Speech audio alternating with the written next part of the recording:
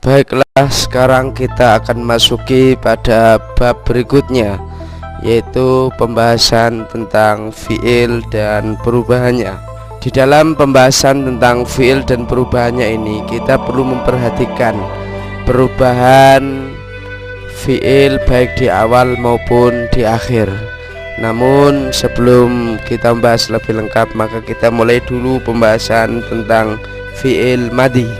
Ketika fi'il madhi berdhamir huwa, maka kita hanya bisa melihat kata-kata fa'ala tanpa ada perubahan di akhirnya. Ketika berdhamir huma, maka kita bisa melihat perubahan di akhirnya. Fa'ala, maka perubahannya adalah alif. Kemudian dhamir hum, fa'alu, perubahannya adalah wawu dan alif. Ketika berdhamir hiya, maka fa'alat.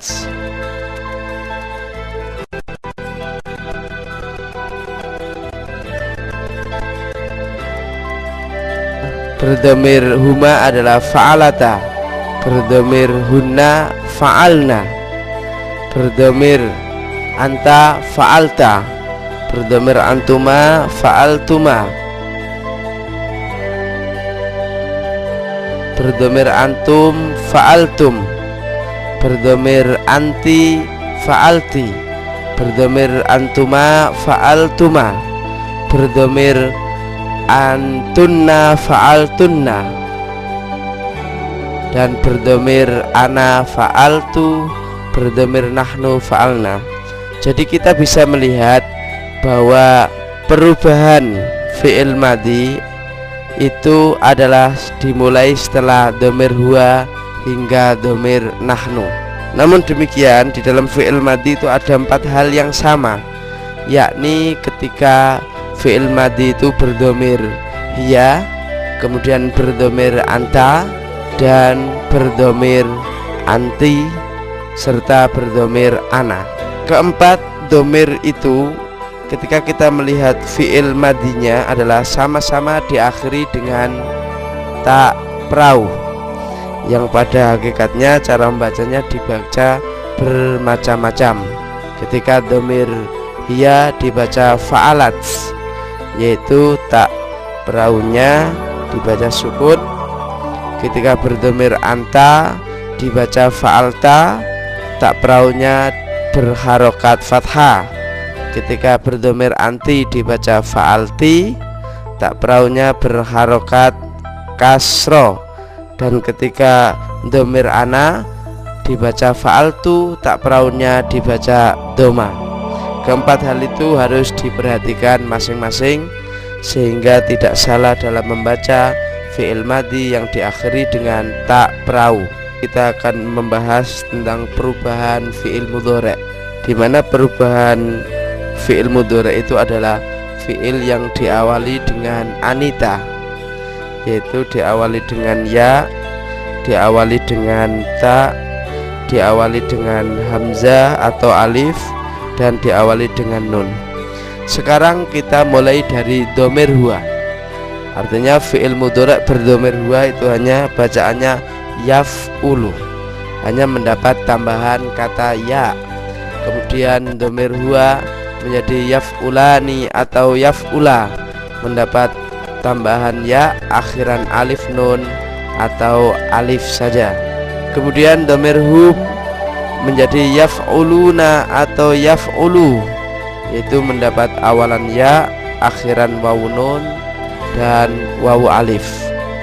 Dhamir hiya menjadi taf'ulu, hanya mendapat tambahan ta. Kemudian dhamir huma menjadi taf'ulani atau taf'ula, yaitu mendapat awalan ta akhiran alif nun atau akhiran alif saja. Kemudian dhamir hunna menjadi yaf'ulna, mendapat awalan ya dan akhiran nun pendek yang dibaca fathah. Dhamir anta menjadi taf'ulu, mendapat awalan ta.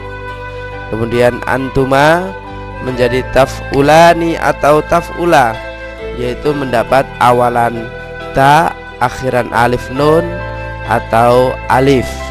Kemudian dhamir antum menjadi taf'uluna atau taf'ulu, yaitu mendapat awalan ta, akhiran wawu nun atau wawu alif.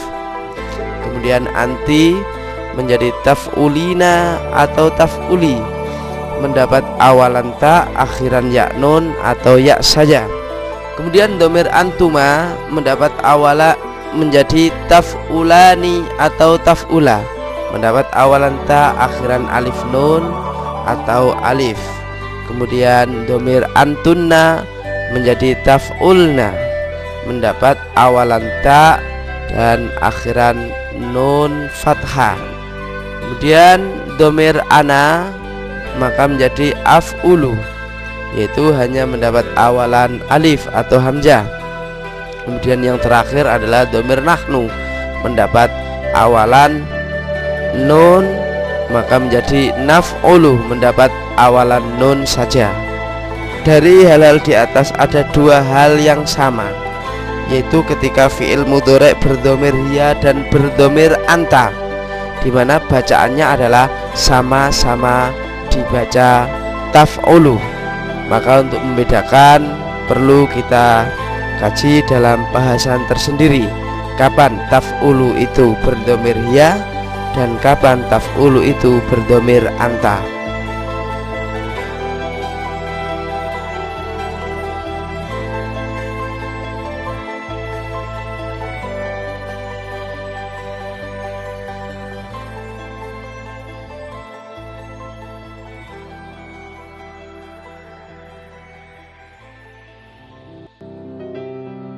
Setelah kita mempelajari cara membaca perubahan fiil, maka di sana ada beberapa hal yang perlu kita perhatikan karena kata-katanya sama tetapi beda.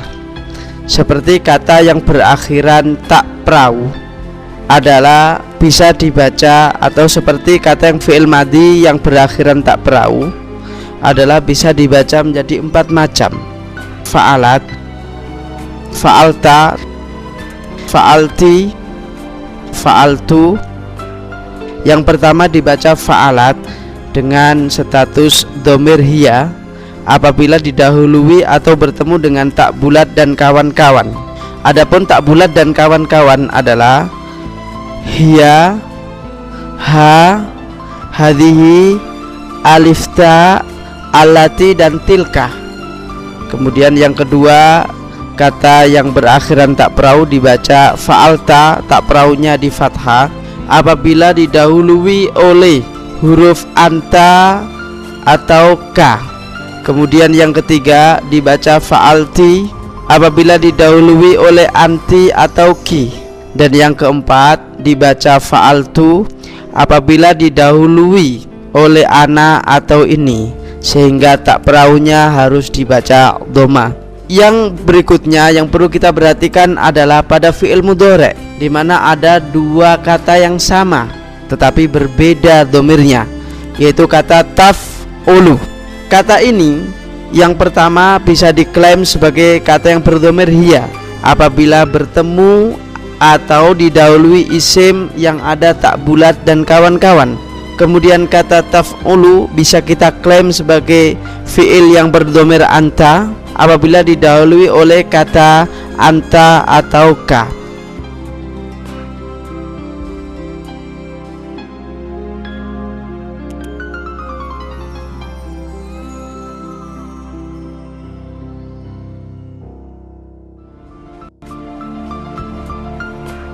Sehingga bisa kita lihat dalam contoh kata fa'alat, kita bisa lihat dalam contoh di mana kata ini tak praunya disukun, seperti kata qara'at Fatimatu, dibaca qara'at karena bertemu dengan tak bulat dan kawan-kawan. Yang kedua, Fatimatu qara'at, dibaca qara'at karena didahului oleh tak bulat dan kawan-kawan. Kemudian yang berikutnya dibaca fa'alta apabila bisa kita lihat dalam pernyataan atau kalimat anta qara'tal Qur'an, dibaca qara'ta karena didahului oleh anta. Dan yang berikutnya adalah innaka qara'tal Qur'an, dibaca qara'ta karena didahului oleh ka. Berikutnya kata contoh kata yang diakhiri dengan tak prau yang dibaca kasro atau fa'alti adalah seperti anti qara'ti, dibaca qara'ti karena didahului oleh anti. Kemudian di contoh berikutnya adalah innaki sami'ti, dibaca sami'ti dengan tak prau kasro karena didahului oleh ki. Kemudian kata yang diakhiri dengan tak prau dibaca fa'altu atau tak praunya di dhamma adalah seperti contoh ana qara'tu, dibaca qara'tu karena didahului ana. Dan contoh selanjutnya inni sami'tu, dibaca sami'tu karena didahului oleh kata ini, sehingga tak prau dalam kata sami'tu dibaca dhamma. Selanjutnya adalah contoh kata taf'ulu. Yang pertama kita klaim dengan dhamir hiya, seperti dalam contoh Fatimatu taqra'ul Qur'an karena didahului oleh tak bulat. Taqra'u Fatimatu karena bertemu dengan tak bulat dan kawan-kawan. Dan kata taf'alu kita klaim sebagai dhamir anta apabila didahului oleh anta, seperti contoh anta taqra'ul Qur'an. Kata taqra'u berdhamir anta karena didahului oleh anta. Kemudian contoh berikutnya adalah kata innaka tasma'ul Qur'an. Kata tasma'u berdhamir anta karena didahului oleh ka.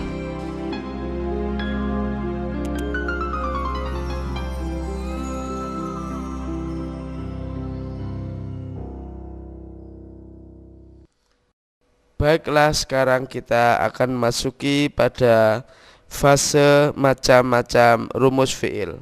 Bagian pertama adalah rumus fi'il yang disebut dengan yahuyata.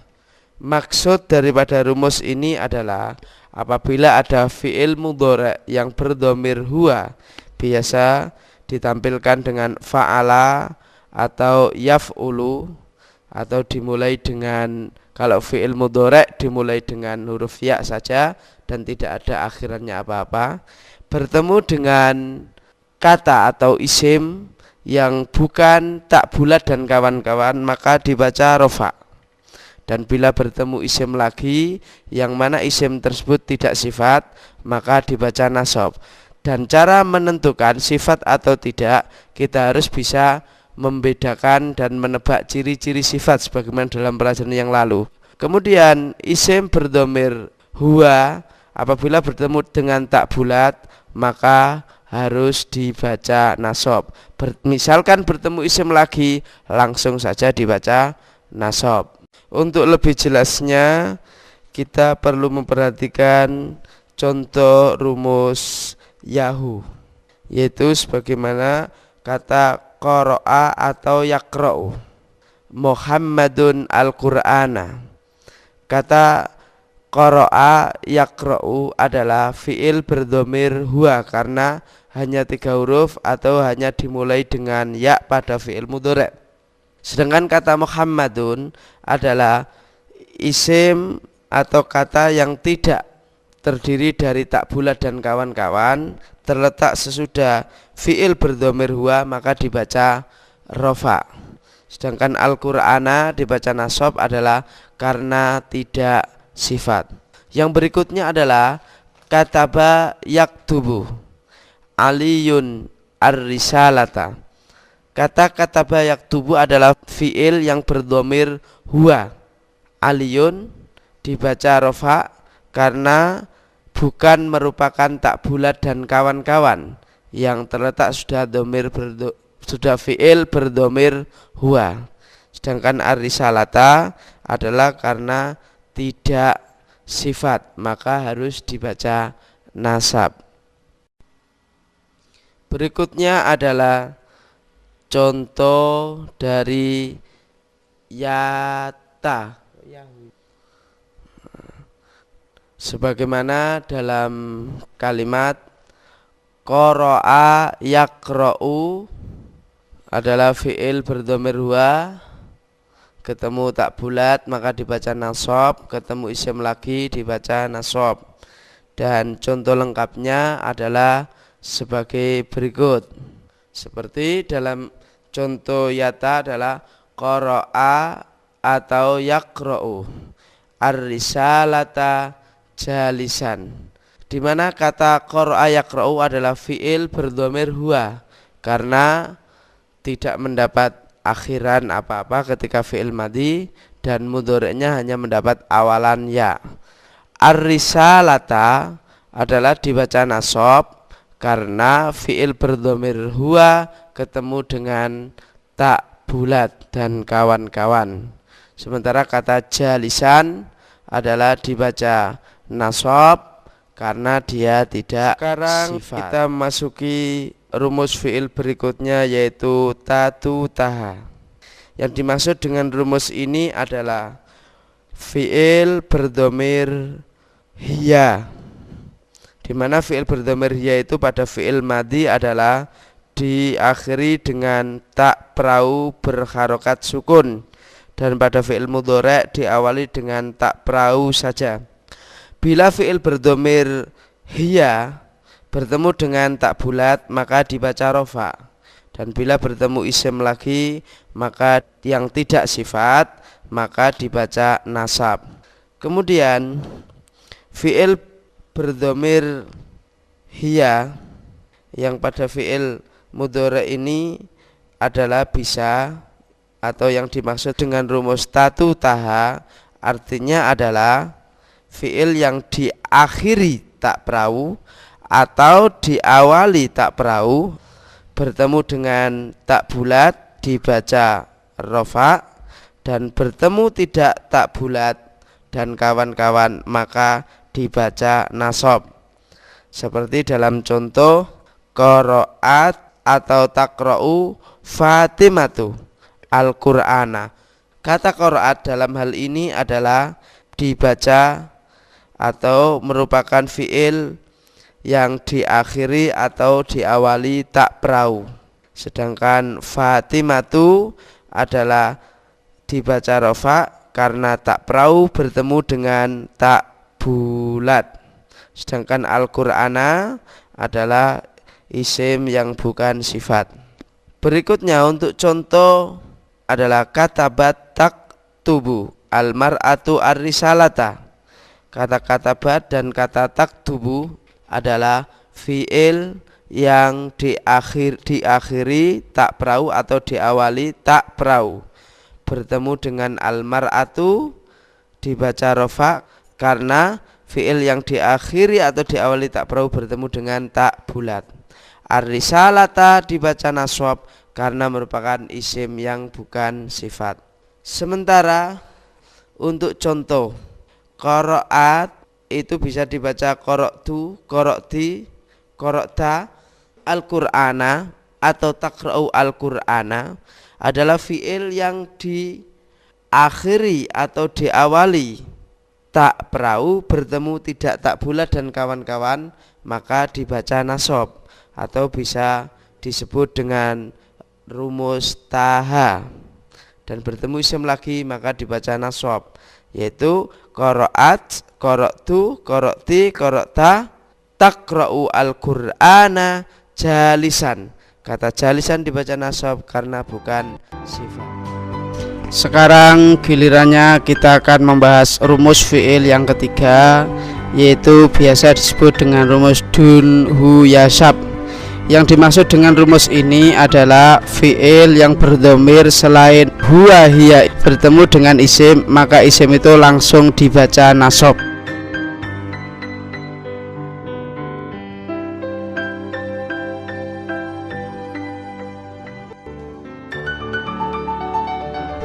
Maka dari itu untuk lebih jelasnya kita memahami rumus fi'il yang ketiga atau rumus fi'il dunhu yasab ini dapat kita lihat dalam contoh berikut, yaitu alladzina yaknizuna dzahaba.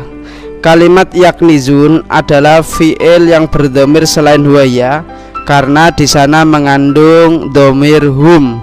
Sedangkan adzhaba langsung dibaca nasab karena dia terletak setelah fi'il yang berdhamir selain huwa hiya.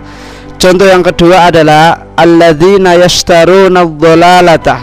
Kalimat yashtarun adalah fi'il yang berdhamir selain huwa hiya, sebagaimana dalam tandanya adalah diakhiri dengan wawun nun, bisa kita lihat dengan pada ciri-ciri tambahan fi'il mudhari' atau fi'il madhi. Di sini kita bisa melihat bahwa kata adz-dzalalata adalah langsung dibaca nasab karena dia terletak setelah fi'il yang berdhamir selain huwahia, yaitu kata yashtarun, di mana kata ini dhamirnya adalah hum.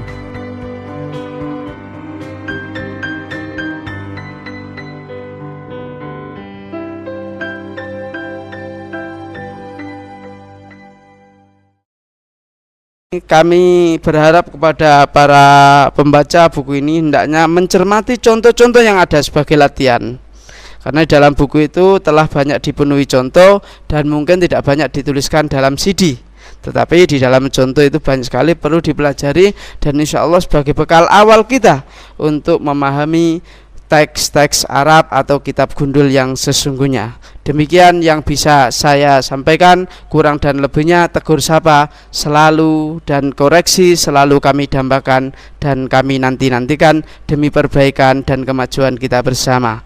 Mudah-mudahan buku ini mendapat restu dan ridho dari Allah Subhanahu wa taala serta mendapat tempat di hati masyarakat Indonesia. Assalamualaikum warahmatullahi wabarakatuh.